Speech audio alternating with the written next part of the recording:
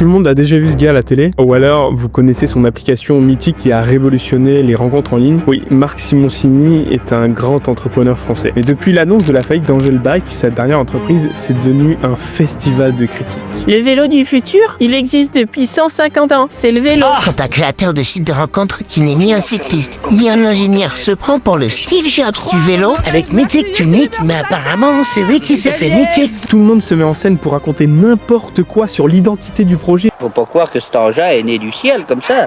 Il est né sans rien, hein. Pas obligé que j'ai pas fait de plan pour faire cet engin. Alors c'est quoi ce bordel? Est-ce vraiment un problème technique du vélo ou bien juste un mauvais positionnement de marque orchestré par quelqu'un qui a mal évalué les enjeux de terrain? Comment on en est arrivé là? C'est ce que je vous explique tout de suite dans cette vidéo. Lancer une entreprise, c'est un peu comme faire du surf. Parfois, tout s'aligne parfaitement, la bonne planche, la bonne vague, le bon surfeur, et parfois, eh bien... En 2019, lorsque Marc lance Angel Bike, il a le timing parfait, parce qu'il réunit ces 3 ingrédients clés. Un surfeur pro, lui, il a déjà revendu une entreprise à 500 millions d'euros, et il a déjà monté une marque de vélo. 2, la vague qu'il prend est monstrueuse. Le marché du vélo électrique a explosé avec les gilets jaunes, les grèves de la RATP, puis le Covid, les promesses de réindustrialisation made in France. Bref. Le scénario est incroyable. Et la planche qu'il a sculptée semble parfaite. Pour vendre un vélo électrique à 3000 €, t'as intérêt à savoir à qui tu t'adresses. Et Simoncini sait exactement qui il vise, les CSP+ parisiens, ceux qui bossent à la défense, qui votent écolo mais prennent encore Uber, qui rêvent d'un mode de transport chic et pratique, sans jamais toucher un vélo Décathlon. Bref, des gens qui veulent un vélo, mais un vélo avec une expérience. L'idée d'Angel Bike, c'est pas juste de vendre un 2 roues. Les utilisateurs doivent embrasser l'histoire du produit designé par le français Oraito. Alors oui, le prix est premium, mais justifiable. L'argument massu, c'est moins cher que 3 ans de pass Navigo. Vu que le métro parisien ressemble à une apocalypse quotidienne, beaucoup étaient prêts à faire le switch. C'est parfaitement marketé, ce produit a une histoire et elle est belle, trop bien même. Puis on pensait en faire 1500 l'année dernière et puis 3000 en 2021.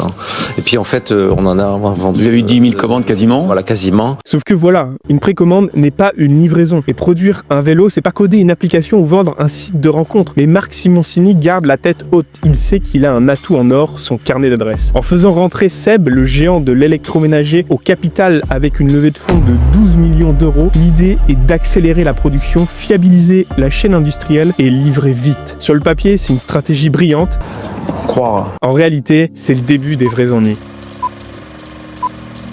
À l'été 2020, après 1 an de R&D, ça y est, les premières livraisons commencent à arriver. Les clients reçoivent enfin leur vélo, mais les retours sont mitigés. Le confort laisse à désirer, certaines batteries sont défectueuses, des pièces manquent, et ce ne sont pas de simples détails, ce sont des problèmes fondamentaux sur un produit vendu 3000 €. Les premiers acheteurs ne sont pas juste des consommateurs, ce sont aussi les gens qui ont cru au projet. Et rapidement, un autre problème apparaît. Angel Bike a fait le choix d'un lancement 100% digital, pas de magasin physique, pas de revendeur spécialisé. Mais cette idée, elle se heurte à une réalité simple. Les clients veulent monter sur un vélo avant de l'acheter. Les magasins spécialisés jouent un rôle clé dans la distribution sur ce marché. Les revendeurs expliquent, conseillent, vendent. Ils auraient pu défendre le produit et convaincre les sceptiques, mais ils ont été mis de côté. Ce qui est remis en question, c'est également le design du produit. Le vélo est immédiatement reconnaissable. C'est un parti pris fort et génial à mon sens. Mais cela est au détriment du cadre qui utilise une technique de fabrication particulière qui a été pointée du doigt par les spécialistes immédiatement. Alors oui, Marc Simoncini assume sa vision. Il ne vise pas les puristes du vélo. Il vise des urbains qui veulent un objet élégant, technologique. Son marché, c'est pas le mec qui fait un Paris-Brest, mais ceux qui veulent un moyen de transport pratique et beau. Mais c'est là que les choses dérapent. Si on tient tant à son image de marque, pourquoi accepter une commande de Carrefour? Car oui, sur les 10 000 précommandes et les 5 000 ventes qui ont réellement été annoncées, une partie concerne des ventes qui auraient été faites au distributeur Carrefour. Sauf que ce distributeur n'est pas une boutique spécialisée. Ils vendent des pâtés énormes, bordel. Roger, qui part faire ses courses le samedi, tombe devant un alien lorsqu'il voit un vélo Angel. On veut rentrer en contact avec des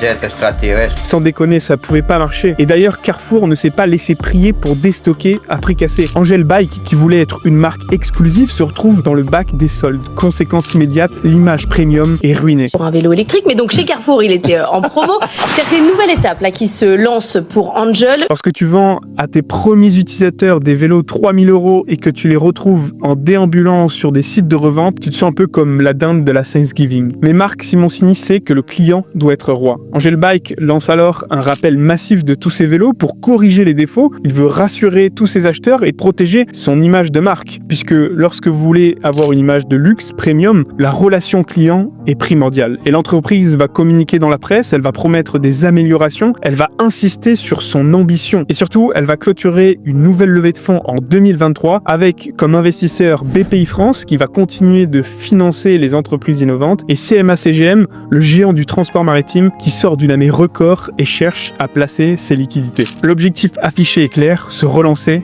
mais cette fois sur le marché européen.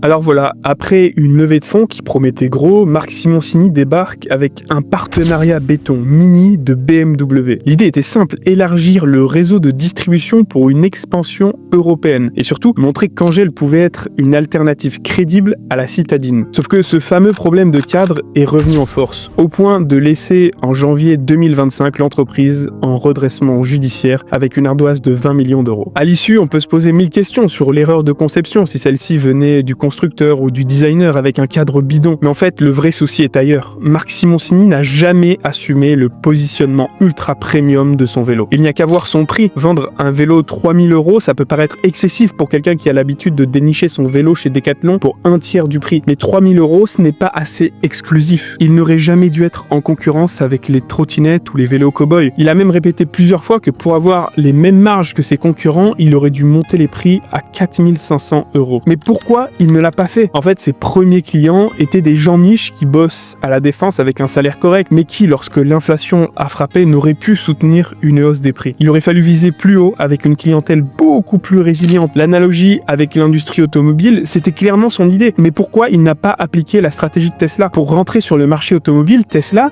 avait commencé par vendre ses premières voitures à des prix stratosphériques pour financer sa R&D. Ce n'est qu'à partir de 2021, avec la pression des concurrents chinois comme BYD, qu'ils ont dû baisser leurs marges et revoir leur gamme de prix. Il a au contraire préféré la stratégie des constructeurs européens qui veulent monter en gamme pour vendre toujours plus cher à des CSP+.